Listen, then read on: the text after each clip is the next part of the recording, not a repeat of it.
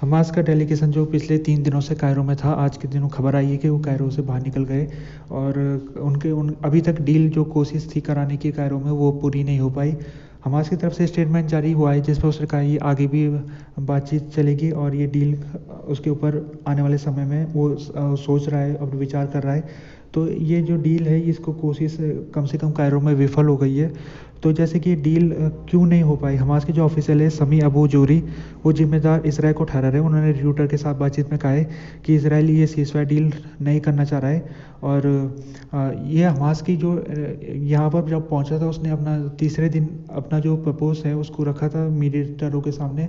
उसने कहा था कि जो इसराइल है उसको गाजा से अपनी सेना वापस करनी पड़ेगी, वापस लेनी पड़ेगी। और साथ में जो गाजा के लोग विस्थापित हो रखे हैं उनको वापस उनके इलाकों में भेजने की परमिशन इसराइल को देनी पड़ेगी। और तीसरी चीज़ जो सप्लाईज है उसको बढ़ाना पड़ेगा। इसराइल का डेलीगेशन की डिमांड थी। पहले तो उसने ये कहा था कि जो हमास है वो हमको लिस्ट देगा, जो हॉस्टेजेस हमास ने कब्जे में ले रखे उनके बारे में, कितने हॉस्टेजेस इस समय हमास के कब्जे में, उस सब की लिस्ट हमको मिलेगी। उसके बाद हम डिसीजन लेंगे सीज़ फायर के ऊपर। तो ये हमास ने कहा है कि हमारे पास इस समय गाजा में जो सिचुएशन है उसको देखते हुए हमको खुद नहीं पता है कि जो हॉस्टेजेस है वो कितने हमारे पास है और वो कहाँ पर है।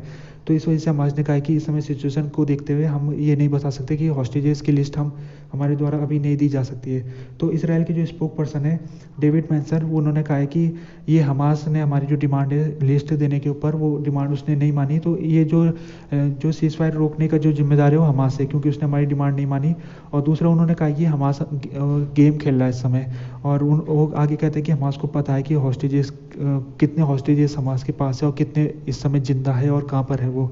ये सब पता होने के बावजूद भी हमास हमको लिस्ट नहीं दे रहा है। तो हमास का डेलीगेशन कायरो में जब उसने 3 दिन तक बातचीत वो करता रहा, तो कोशिश ये थी कि किसी भी प्रकार से जो कायरो में ये डील हो जाए।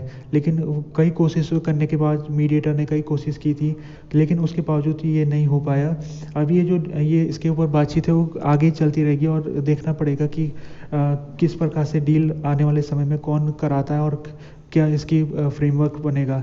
ये जो 6 हफ्ते की बात हो रही है लड़ाई को रोकने के ऊपर, हमास का कहना है कि ये 6 हफ्ते नहीं बल्कि ये जो परमानेंट सीज़ फायर होनी चाहिए इस इलाके में गाजा में, और इसराइल को अपनी सेना यहाँ से निकालनी चाहिए।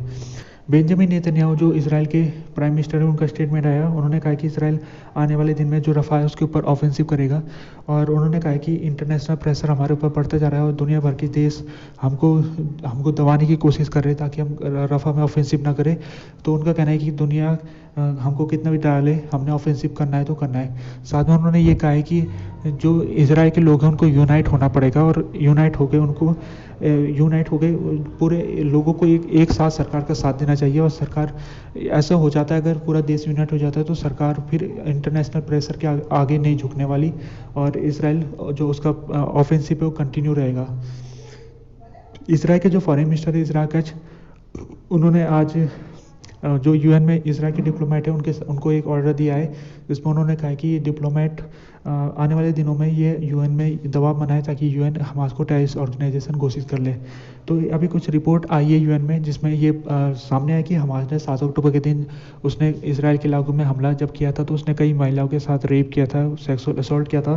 तो ये रिपोर्ट यूएन में जब पब्लिश हुई थी तो इसमें इसराइल ने इस रिपोर्ट को निकालने के लिए काफ़ी महत्वपूर्ण भूमिका निभाई थी। और वो इस तरह से कई रिपोर्ट आगे निकालेगा जिसमें उसकी कोशिश ये रहेगी कि हमास को एक टेररिस्ट ऑर्गेनाइजेशन के रूप में शो किया जाए। और अगर टेररिस्ट ऑर्गेनाइजेशन के रूप में हमास यूएन की तरफ से उसमें लिस्ट में शामिल हो जाता है तो फिर हमास के ऊपर कई सैंक्शन लगेंगे और हमास को काफ़ी नुकसान होगा। तो इसराइल की जो फॉरेन मिनिस्टर है इसराइल का, वो बार बार ये कोशिश कर रहे हैं और अपने डिप्लोमेट को भी कह रहे हैं कि वो कोई भी कसर ना छोड़े हमास के ऊपर जो एविडेंस है हमास के जो उसने बर्बरता की थी 7 अक्टूबर के दिन, जो भी एविडेंस है उसका सब एविडेंस को यूएन के सामने पेश करे। लोई हरीथ ये स्पोक पर्सन है इसराइल फॉरेन अफेयर मिनिस्ट्री के। इन्होंने साउथ अफ्रीका के ऊपर आरोप लगाया कि साउथ अफ्रीका हमास का लीगल आर्म के रूप में इस समय इस समय वो एक्ट कर रहा है। और जैसे कि साउथ अफ्रीका ने एक महीने पहले उसने आईसीसी कोर्ट में गया था, जिसमें उसने इसराइल के ऊपर आरोप लगाया था कि इसराइल गाजा में जो कार्रवाई कर रहा है उसमें वार क्राइम उसके द्वारा किया जा रहा है, जैसे कि महिलाओं के ऊपर आक्रमण कर रहा है, बच्चों के ऊपर आक्रमण कर रहा है। तो आईसीसी के ऊपर साउथ अफ्रीका गया था। इसके अलावा जो दूसरा केस इस समय आईसीसी में चल रहा है, इसराइल का ऑक्यूपाइड वेस्ट बैंक वाला इलाका, जिसमें इसराइल की जो सेना है उसने वेस्ट बैंक के इलाकों में कब्जा कर रखा, और वहाँ पर वो वेस्ट बैंक के जो फ़िलिस्तीन लोग हैं उनके ऊपर वो अत्याचार करते हैं, उनके साथ सेकंड क्लास सिटीजन जैसा रवैया करते हैं। तो उसके ऊपर भी केस चला है आईसीसी में। उसमें जब साउथ अफ्रीका का डेलीगेशन पहुंचा था तो उसने इसराइल की जो तुलना है, जो इसराइल वेस्ट बैंक में जो कार्रवाई कर रहा है उसकी तुलना उसने भारतीय सिस्टम से की थी, जो कि साउथ अफ्रीका में 1990 से पहले था। तो साउथ अफ्रीका लगातार इसराइल की कंडमनेशन कर रहा है, और बार बार वो दुनिया को ये बताना चाह रहा है कि इसराइल की जो कार्रवाई है गाजा में वो बहुत ही बर्बरता वाली कार्रवाई है।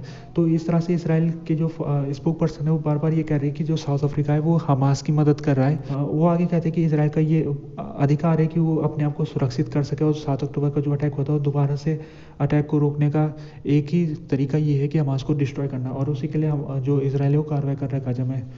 ट्रू कॉन्फिडेंस ये एक शिप थी जिसके ऊपर अटैक हुआ था। ये जो शिप है ये यमन के रास्ते से निकल रही थी कल के दिन, और इसमें ये लगता है कि यमन की जो हौती ग्रुप है उनके द्वारा मिसाइल स्ट्राइक हुआ था, जिसमें इस शिप को निशाना बनाया गया था। तो इसमें जो 3 क्रू मेंबर हैं उनकी मौत हो गई है, और 2 जो क्रू मेंबर है वो गंभीर रूप से घायल हो रखे। ये जो शिप है इसमें हमला होने के बाद ये शिप ये शिप आउट ऑफ कंट्रोल हो गई है, और ये अब समुद्र में डूबने वाली, कुछ ही लम्हों में ये समुद्र में डूब सकती है। मलेशिया के जो प्राइम मिनिस्टर है अनवर इब्राहिम, वो ऑस्ट्रेलिया पहुंचे हुए थे। ऑस्ट्रेलिया में उन्होंने स्पीच दी जिसमें उन्होंने गाजा में सिचुएशन है उसके ऊपर इन्होंने वेस्टर्न देशों के ऊपर बहुत गंभीर आरोप लगाए।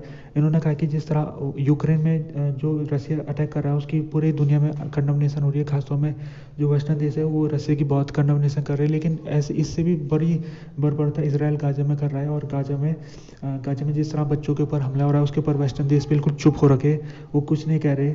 दूसरा उन्होंने ये कहा है कि जो दूसरे ऑर्गेनाइजेशन है जब वो इसराइल की आलोचना कर रहे हैं तो उसके ऊपर भी वेस्टर्न देश चुप हो रखे, और इसराइल को बिल्कुल भी वो शर्मिंदा महसूस नहीं होने दे रहे, और इसराइल को लगता है कि ये जो वेस्टर्न देश है वो उसका शील्ड का काम करेगा आने वाले समय में। तो अनवर ने ये सवाल उठाया कि जो वेस्टर्न देश है जो अपने आप को डेमोक्रेसी का बड़ा वो पैरोकार बताते हैं, क्या वाकई वो डेमोक्रेसी के पैरोकार है। इसके अलावा अनवर ने ऑस्ट्रेलिया गवर्नमेंट से अपील की है कि ऑस्ट्रेलिया गवर्नमेंट UNRWA की जो फंडिंग है उसको जारी करे। ऑस्ट्रेलिया ने कुछ दिन पहले UNRWA की फंडिंग रोक दी थी, क्योंकि UNRWA के ऊपर आरोप था कि UNRWA से जुड़े हुए कुछ लोग हमास के साथ मिले हुए थे। तो उसके बाद से ऑस्ट्रेलिया की फंडिंग रोकी हुई है UNRWA को। तो UNRWA की फंडिंग को जारी करने के लिए अनवर ने अपील की ऑस्ट्रेलिया सरकार से।